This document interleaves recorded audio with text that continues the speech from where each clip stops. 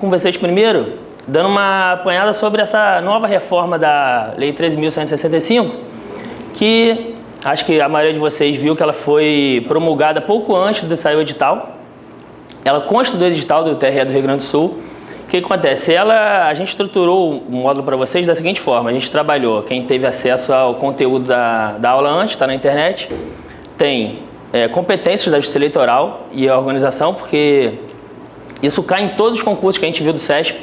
Várias questões disso, tem 2, 3 questões, ou seja, muito provavelmente vai cair na sua prova competência e organização da Justiça Eleitoral.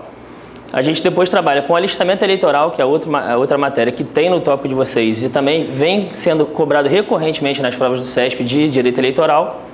Depois a gente faz para partidos políticos. Vamos ao 5º tópico de direitos políticos. No final, ações eleitorais e, por último, a gente pega um tema de ações diversas, de temas diversos, variados.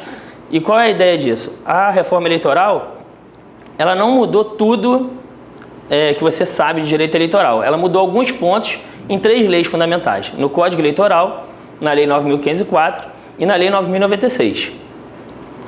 E na competência especificamente, que seria o primeiro tópico da matéria, ela não mudou muita coisa. A gente vai ver ao longo do curso que o que ela mudou mais foi prazos da Justiça Eleitoral da 9.504. Em relação às datas, vocês vão ver que o calendário eleitoral ele foi encurtado. Antes a gente começava as convenções em junho, agora a gente pega as convenções partidárias em julho, chegando já a agosto.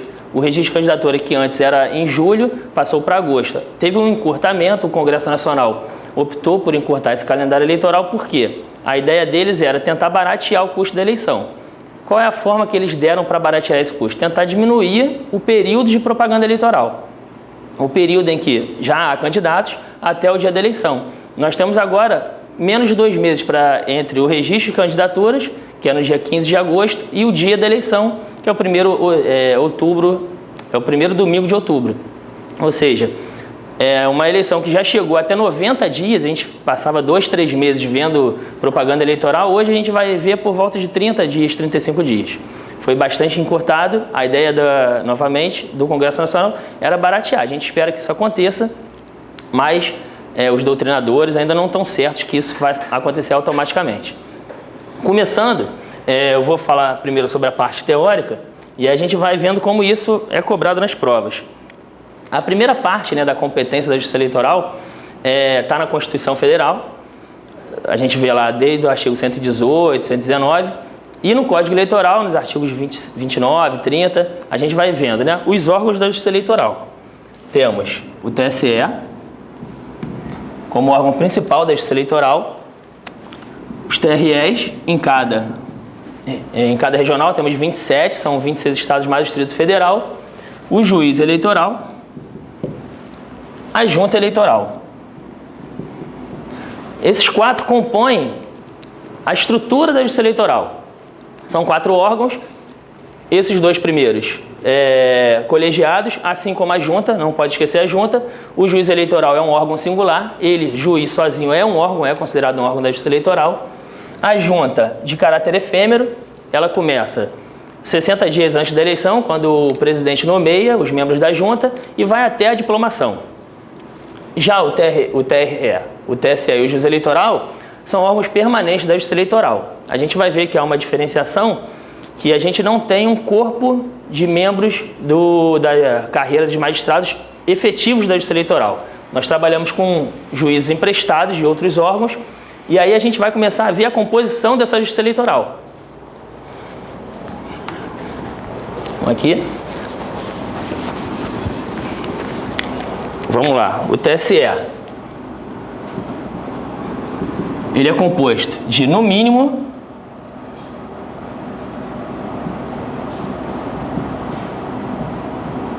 7 membros.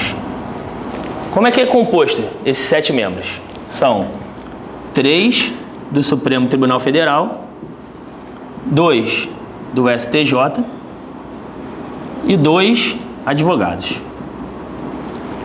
Assim, 3, 5, 7. Como é que a gente faz isso? Essa é uma dica de prova, A composição do TSE é 322. Você vai ver mais à frente, quando a gente falar do TRE, que tem um outro número, que seria 21, 22. Para a gente conseguir decorar a questão da composição. Como é que a gente pensa o Supremo? O TSE é o órgão máximo da Justiça Eleitoral. Se ele é o órgão máximo da Justiça Eleitoral, vamos pegar 3 ministros do Supremo Tribunal Federal, que é o órgão máximo. Ele acumula as funções, tá? Não há problema. Algumas pessoas entendem que haveria um problema em ter membros do Supremo Tribunal Federal no TSE, porque o TSE cabe das decisões do TSE, principalmente aquelas em relação a mandado de segurança ou situações que contrariam a Constituição, cabe recurso para o Supremo, ou seja, o mesmo ministro que porventura fosse um relator de um processo no TSE, poderia vir a julgar o mesmo processo em grau de recurso. Isso já é pacificado, não há esse problema. A Justiça Eleitoral no Brasil, ela é um poder judiciário. Em outros países, a organização das eleições, ela é a atribuição do Poder Executivo e caberia ao Poder Judiciário apenas os conflitos. No Brasil não é assim. No Brasil a gente tem um poder específico, isso já vem desde 1932. Getúlio Vargas cria a Justiça Eleitoral para tentar tirar um pouco dos problemas de legitimidade das eleições. E aqui no Brasil a gente tem essa forma híbrida. O que acontece? O que é importante aqui? O presidente e o vice-presidente do TSE, eles têm que ser um desses caras aqui. Aqui é o presidente. Não pode ser STJ e nem pode ser advogado. As questões caem muito nessa diferenciação, nessa pegadinha de compete a presidência do TSE a um ministro do STJ. Compete a Corregedoria de Justiça Eleitoral um ministro do STF. Principalmente porque o presidente e o vice são cargos privativos do STF.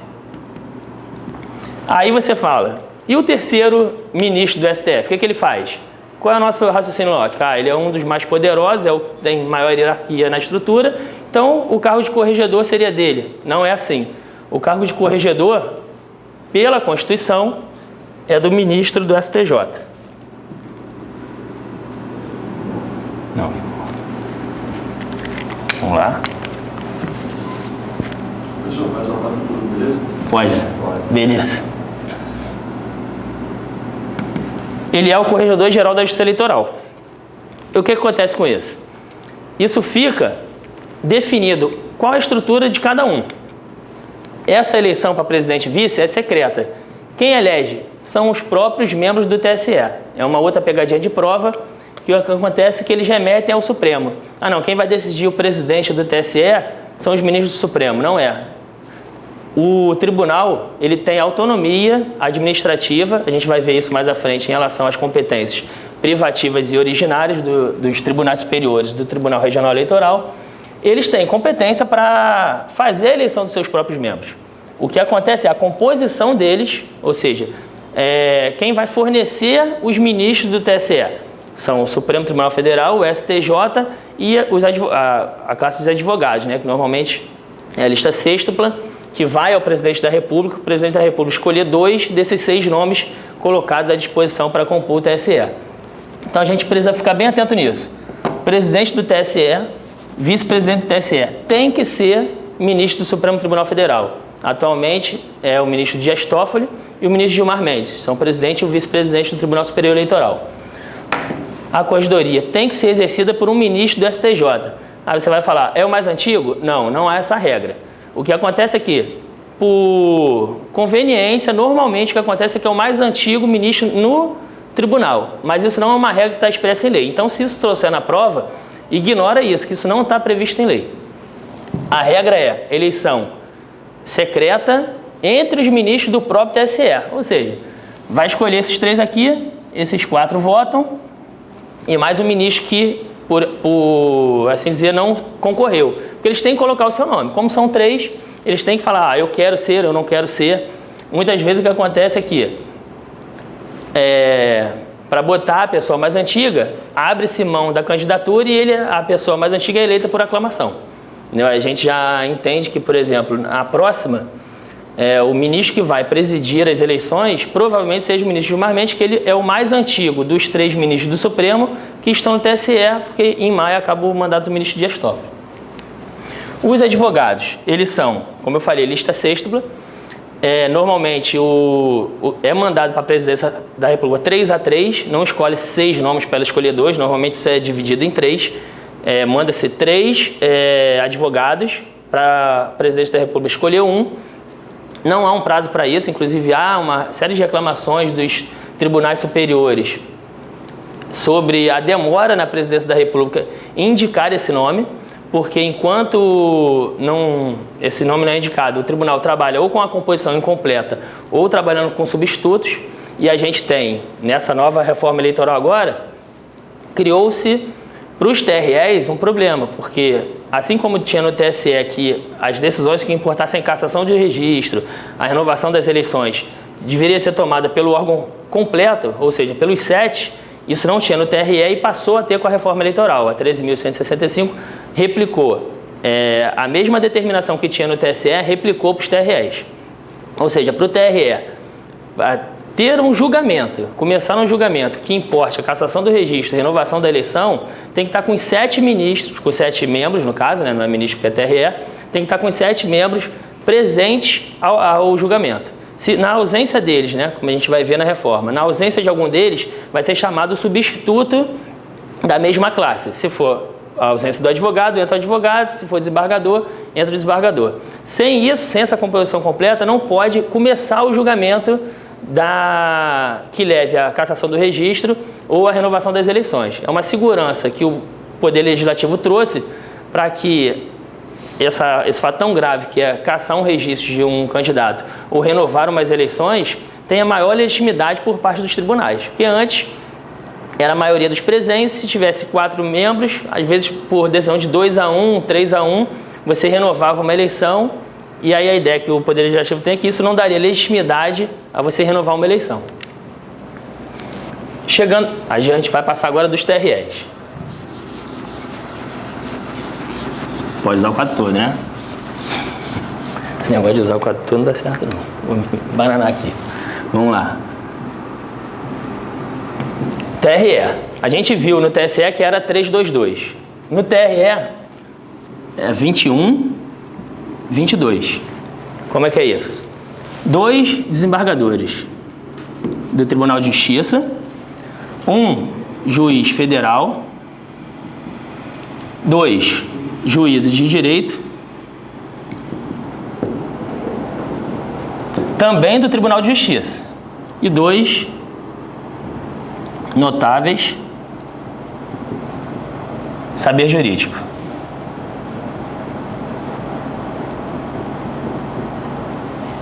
O que acontece aqui que é importante destacar? Primeiro, esse juiz de direito não pode ser juiz federal, gente. Há uma discussão também, a Justiça Federal está tentando, já teve por várias vezes tentando fazer com que esse juiz do Tribunal Regional Eleitoral fosse um jurista do TRF. Só que isso é uma briga em relação a poder da Justiça Federal. Qual o problema disso, né? Onde está essa discussão toda? A Justiça Eleitoral é uma Justiça Federal.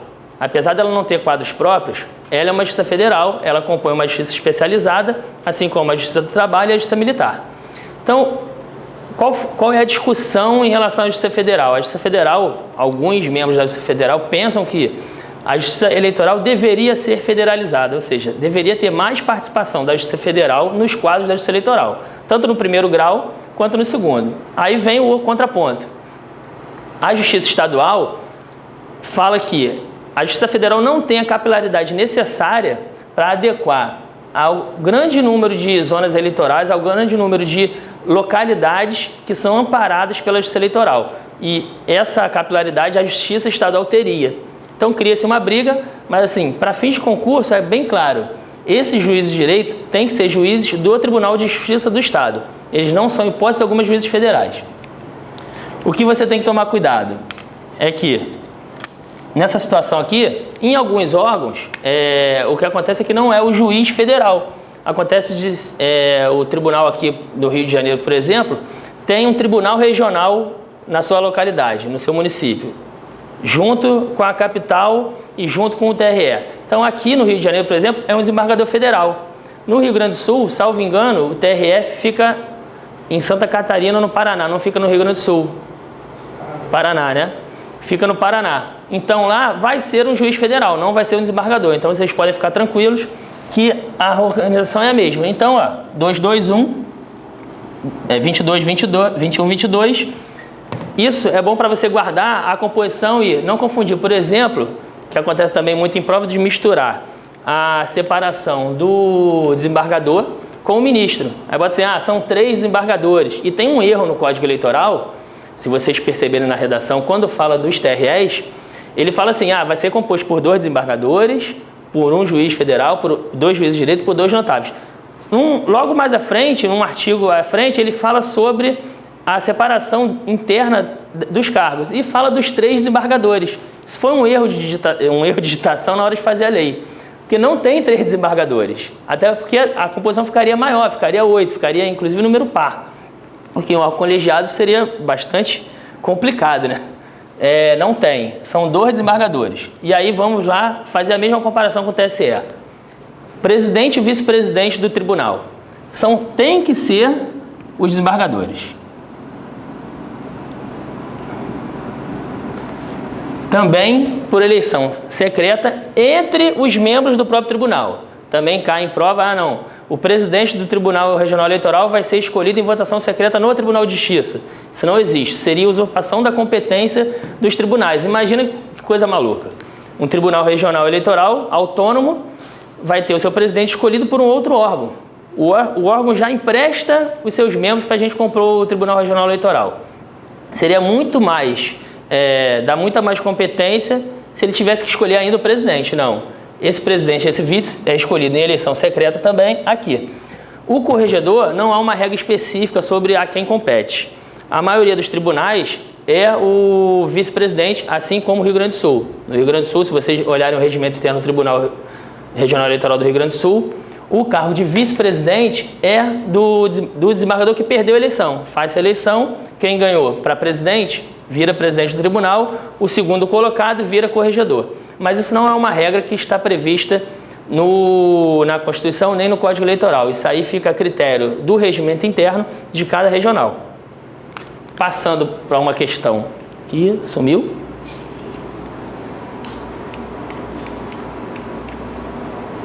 E pulou demais. O que o Alexander fez aqui comigo? Acho que ele botou um slide... Não, ele misturou com os slides dele. Liga não, que RLM eu não sei nada, hein, gente. Vamos lá. Assinale a opção em que é apresentada a disposição do Código Eleitoral em consonância com a Constituição Federal. Se vocês verem no material de vocês, essa questão, ela mistura tanto competências quanto direitos políticos, quanto partidos. Eu trouxe ela para tentar ver como o CESP pede, às vezes, de forma misturada, as questões.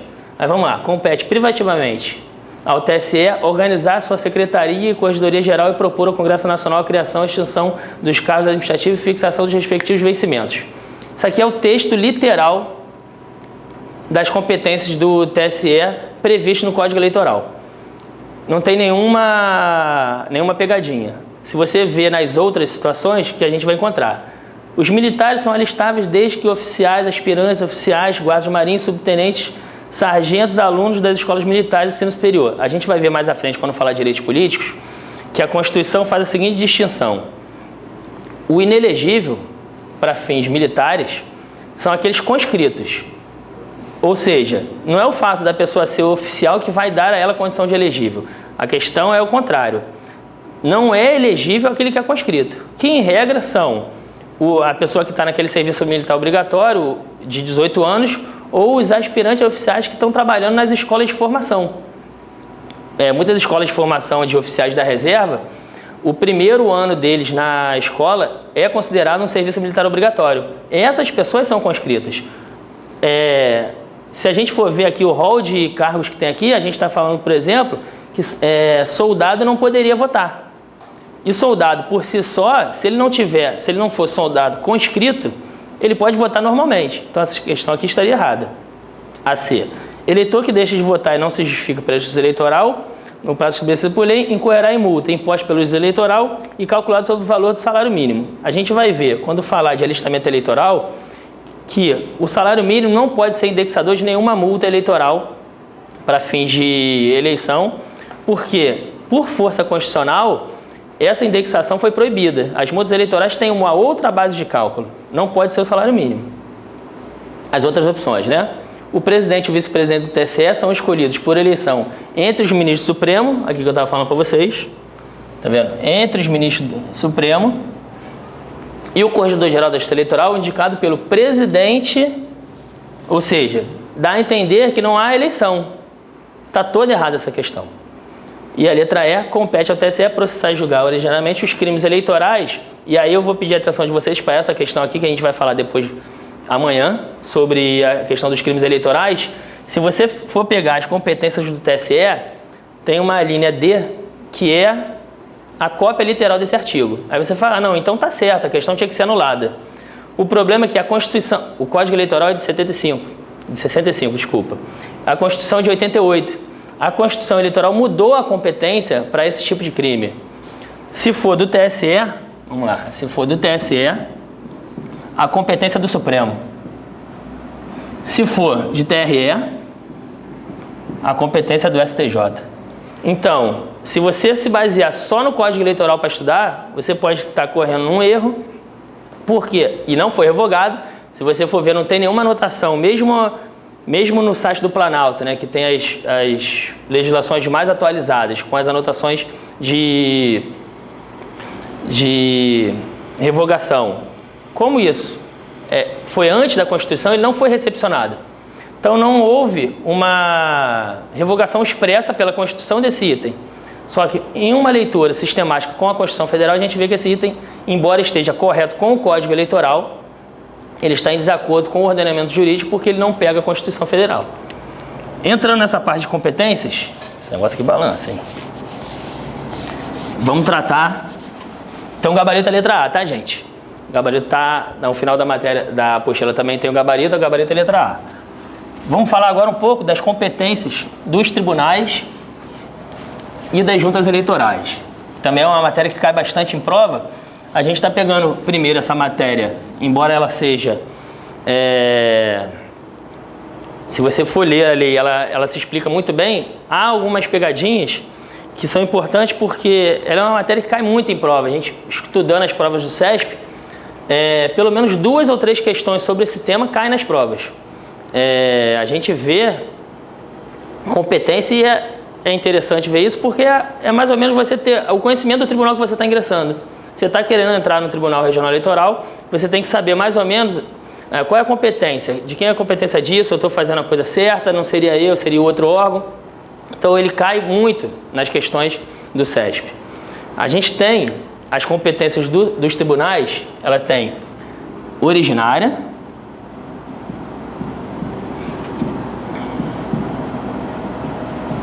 e privativa.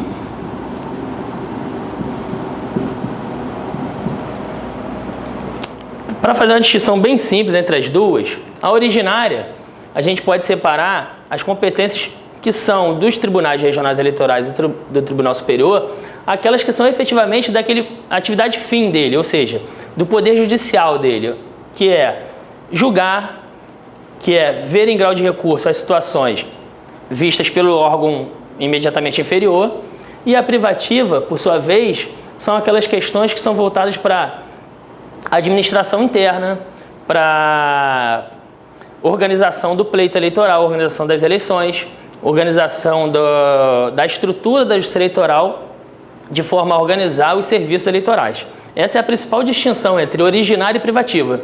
Se você for ver no Código Eleitoral, ele é bem didático em relação a isso. Ele pega um artigo do TSE e fala, são competências originárias, e aí ele bota no inciso 1 originárias, e no inciso 2 ele fala dos recursos, que também entra nessa questão da originária, porque ele recebe originariamente o recurso. Ou seja, da decisão do TRE, quem é o tribunal competente para julgar o recurso do Tribunal Regional Eleitoral? É o Tribunal Superior Eleitoral. Isso está na função dele. A privativa, você vai ver, quem é competente para fazer o regimento interno do Tribunal Superior Eleitoral? Não poderia ser diferente que não o próprio Tribunal Superior Eleitoral. Então, a didática de você ler o Código Eleitoral dessa forma é essa. As competências originárias são aquelas voltadas para a parte jurisdicional. e a privativa são aquelas voltadas para a atividade meio do tribunal. E essa distinção ela tem só em relação aos tribunais, tá, gente? Em relação ao juiz eleitoral e em relação à junta, meio que mistura tudo isso, porque o juiz eleitoral ele tem uma competência como se fosse residual, que ele cuida das ações e dos processos de âmbito municipal. E ele faz a organização da zona eleitoral, que são as unidades administrativas de justiça eleitoral, como se fosse a jurisdição, a comarca do TJ. E a junta eleitoral, ela é efêmera, ela tem uma função de organizar a contabilização dos votos e diplomar os eleitos na eleição municipal, ou seja, ainda tem que tomar cuidado com isso. A junta eleitoral poderia parecer, o TSE, vamos organizar aqui as competências. O TSE faria em âmbito nacional,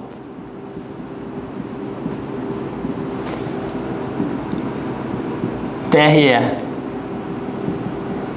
estadual e federal,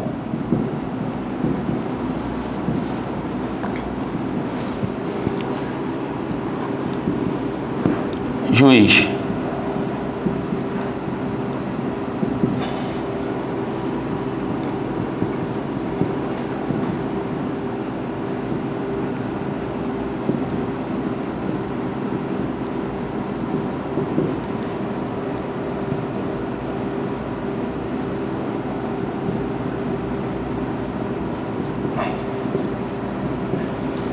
essa é mais ou menos a divisão que a gente vê dos órgãos. O TSE, ele vai julgar as questões de presidente e vice-presidente da República. Os TREs vão julgar, isso é originário, tá, gente? Originário aqui desses dois.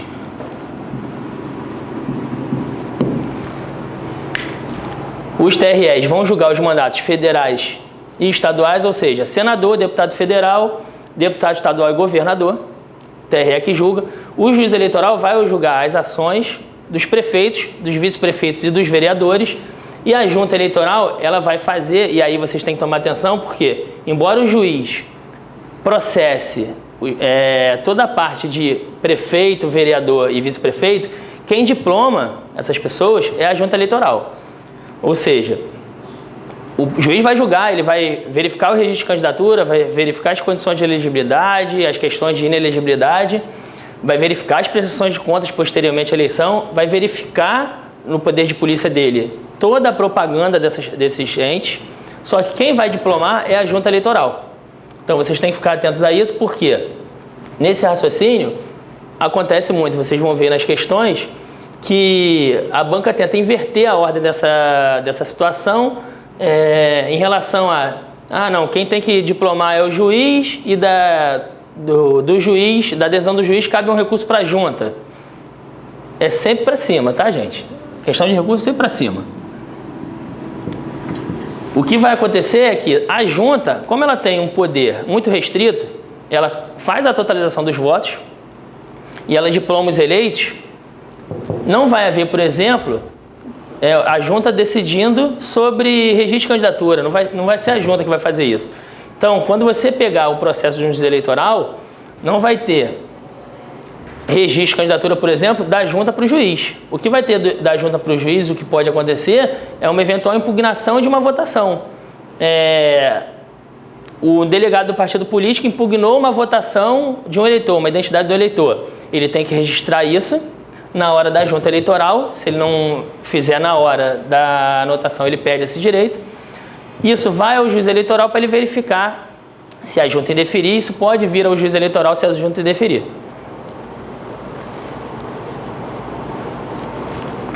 Tirando a competência originária, vamos agora à competência privativa.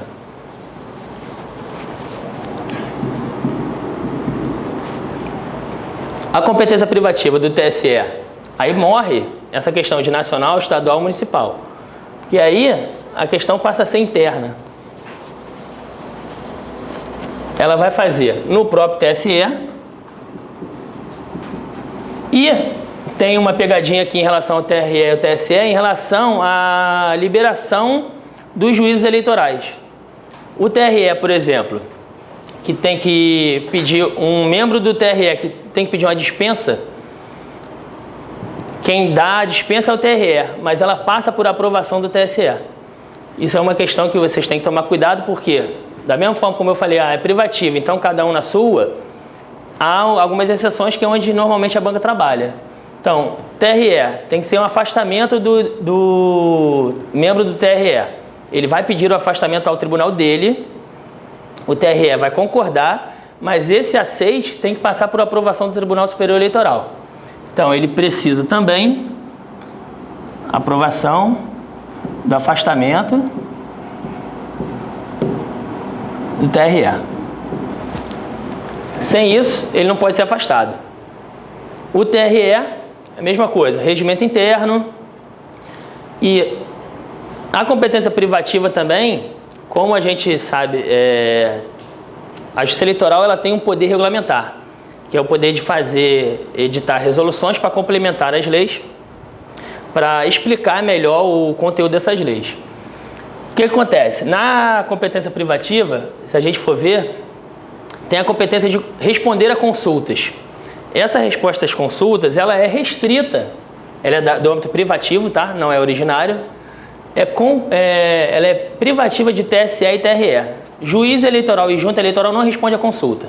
Então, se cair na banca assim, juiz eleitoral respondendo a consulta de órgão municipal de partido político. Parece certo, mas não está. Juiz eleitoral e junta não responde à consulta. Só quem pode responder a consulta é TRE e TSE. E aí você tem alguns requisitos. O TSE tem que ser de autoridades de âmbito federal, ou seja, que tenha jurisdição federal, ou de Diretório Nacional de Partido Político. O TRE fala só em autoridades e de diretório político, em regra, é o diretório estadual. Mas nada impede que o diretório municipal dirija uma consulta ao TRE, porque a lei não impede. Essa consulta tem que ser em tese, e normalmente o TRE e o TSE não respondem essa consulta se ela já tiver no período eleitoral, ou seja, se já começou o registro de candidaturas, eles não respondem essa consulta para evitar que essa resposta possa se vincular futuramente a uma decisão desses mesmos tribunais. A junta eleitoral, vamos falar sobre a composição da junta, né?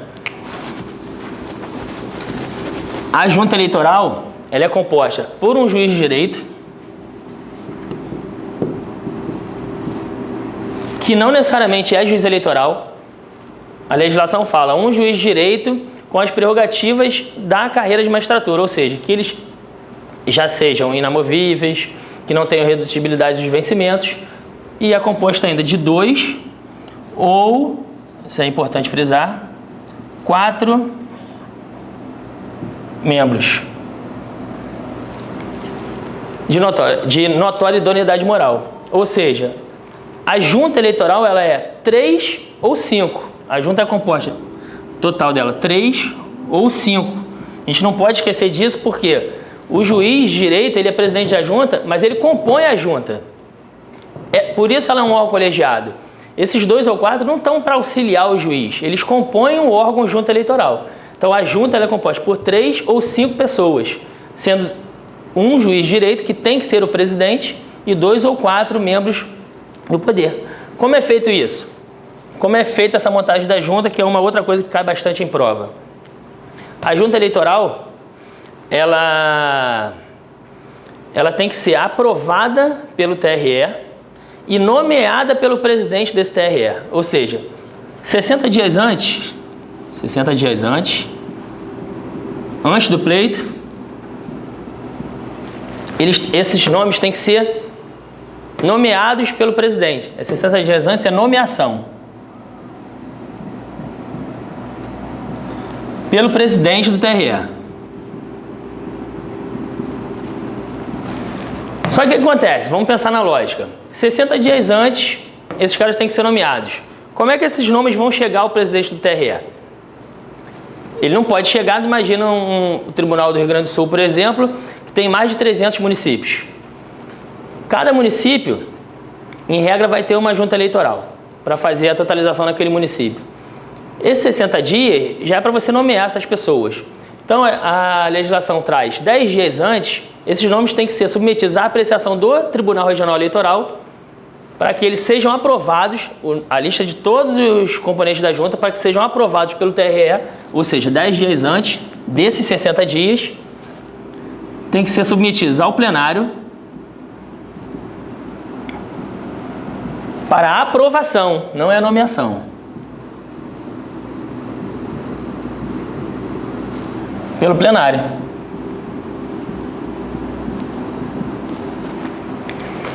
Desses 10 dias, quando tiver esses 10 dias antes, vai vir os nomes para o tribunal e essa lista tem que ser publicada.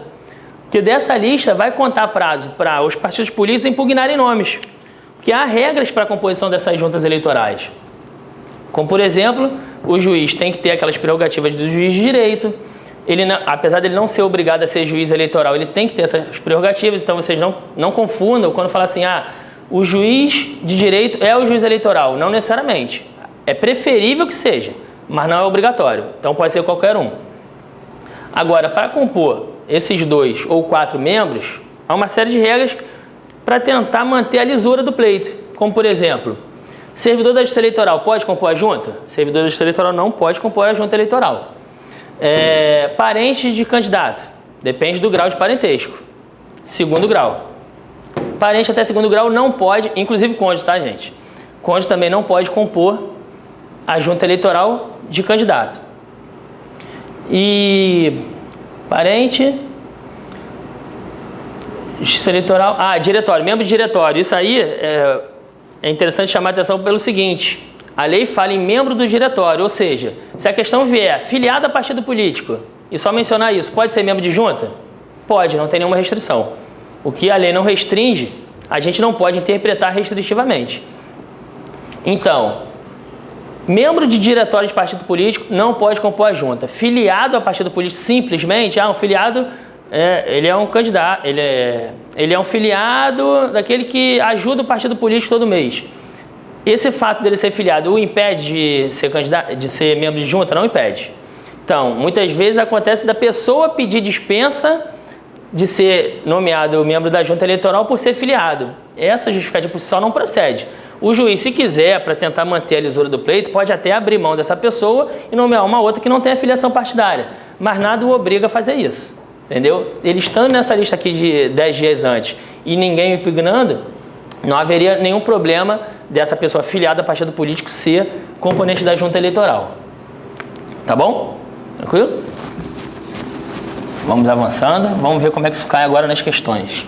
E aí, conforme a gente for falando das questões, a gente vai tirando mais algumas dúvidas. Tem alguma aí no chat? Não? Graças a Deus. Vamos lá.